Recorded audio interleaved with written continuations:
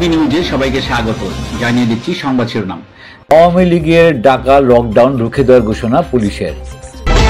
আইন শৃঙ্খলা রক্ষায় রাজধানী ও আশেপাশের জেলায় বিজিবি মোতায়েন।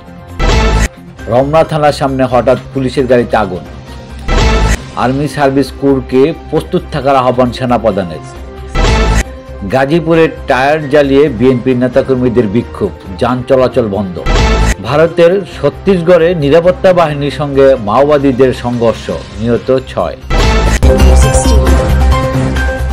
বাংলাদেশে কার্যক্রম নিষিদ্ধ আওয়ামী লীগের লকডাউন কর্মসূচিকে কেন্দ্র করে বৃহস্পতিবার ব্যাপক নিরাপত্তামূলক ব্যবস্থা নেওয়ার ঘোষণা দিয়েছে ঢাকা মহানগর পুলিশ।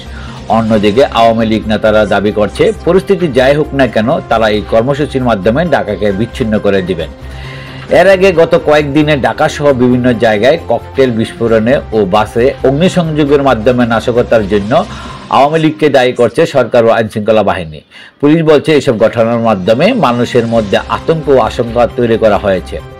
এদিকে আওয়ামী লীগ নেতারা অভিযোগ প্রত্যাখ্যান করে বিবিসি বাংলার কাছে পাল্টা অভিযোগ করে বলেন, সরকার তাদের মদতপুষ্ট সাম্প্রদায়িক শক্তিদের দিয়ে এগুলি করাচ্ছে আওয়ামী লীগের গাড়ে দুধ চাপানোর জন্য। রাজধানী ঢাকা ও আশেপাশের জেলার সার্বিক আইন শৃঙ্খলা রক্ষা ও নিরাপত্তা নিশ্চিতকল্পে বিজিবি মোতায়েন করা হয়েছে। বুধবার 12 নভেম্বর বিজিবির সদর দপ্তরের সংযোগ কর্মকর্তা শরীফুল ইসলাম বিষয়টি নিশ্চিত করেন। তিনি জানান, সার্বিক আইন শৃঙ্খলা রক্ষা ও নিরাপত্তা নিশ্চিত করতে রাজধানী ঢাকা ও আশপাশের জেলায় মোট 14 প্লাটুন বিজিবি মোতায়েন করা হয়েছে। এর মধ্যে রাজধানীতে মোতায়েন করা হয়েছে 12 প্লাটুন বিজিবি, আর গাজীপুর ও নারায়ণগঞ্জে মোতায়েন করা হয়েছে 1 প্লাটুন করে বিজিবি। তবে রাজধানীতে শঙ্কার কিছু নেই বলে আশ্বস্ত করেছেন ঢাকার মেট্রোপলিটন পুলিশের ডিএমপি কমিশনার শেখ মোহাম্মদ সাজ্জাদ আলী। রাজধানীর রমনা থানার সামনে বুধবার বেলা 11টার দিকে পুলিশের একটি গাড়িতে আগুন লেগে যাওয়ার ঘটনা ঘটে।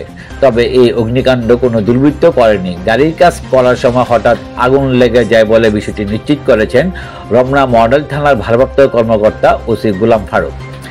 সেনাবাহিনীর প্রধান জেনারেল ওয়াকারুজ্জামান বিংশ শতাব্দীর জটিল ও পরিবর্তনশীল চ্যালেঞ্জ মোকাবেলায় সর্বদা প্রস্তুত থাকার আহ্বান জানিয়েছেন।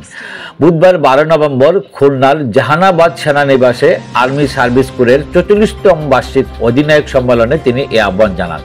অনুষ্ঠানে সেনা প্রধান বলেন, আর্মি সার্ভিস কোর বাংলাদেশের সেনাবাহিনীর গৌরবোজ্জ্বল একটি অংশ, যারা দীর্ঘদিন ধরে দেশ ও সেনাবাহিনী সেবায় গুরুত্বপূর্ণ ভূমিকা রেখে আসছে। তিনি আধুনিক যুগোপযোগী প্রশিক্ষণ ও প্রযুক্তিগত সক্ষমতা বৃদ্ধির উপর জোর দিয়ে সদস্যদের ভবিষ্যতের চ্যালেঞ্জ মোকাবেলার প্রস্তুত হওয়ার নির্দেশ দেন।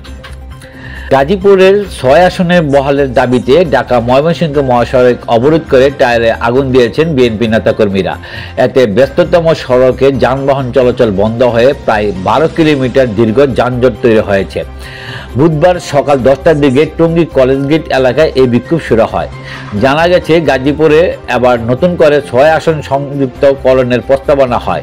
বিষয়টি নিয়ে হাইকোর্টের রায়ের অপেক্ষায় ছিলেন আসনের নেতাকর্মীরা। তবে গত 2 দিন আগে হাইকোর্টের রায়ে 6 আসন বাতিলের সিদ্ধান্ত আসে। এই ঘটনায় বুধবার সকালে বিএনপির নেতৃত্বে মহাসড়ক অবরোধ করে বিক্ষোভ টায়ারে আগুন দেন নেতাকর্মীরা। ভারতের মধ্যাঞ্চলীয় রাজ্য ছত্তিশগড়ের বিজাপুর জেলায় নিরাপত্তা বাহিনীর সঙ্গে দেশটির সশস্ত্র বিদ্রোহী গোষ্ঠী মাওবাদীদের ব্যাপক সংঘর্ষে অন্তত 6 মাওবাদী নিহত হয়েছেন। মঙ্গলবার 11 নভেম্বর ভারতের পুলিশের বরাত দিয়ে ফরাসি বার্তা সংস্থা AFP এ তথ্য জানিয়েছে। নিহতদের মধ্যে মাওবাদীদের জ্যেষ্ঠ কমান্ডার রয়েছেন এবং অভিযানে বিপুল পরিমাণ আধুনিক অস্ত্র বিস্ফোরক উদ্ধার করা হয়েছে।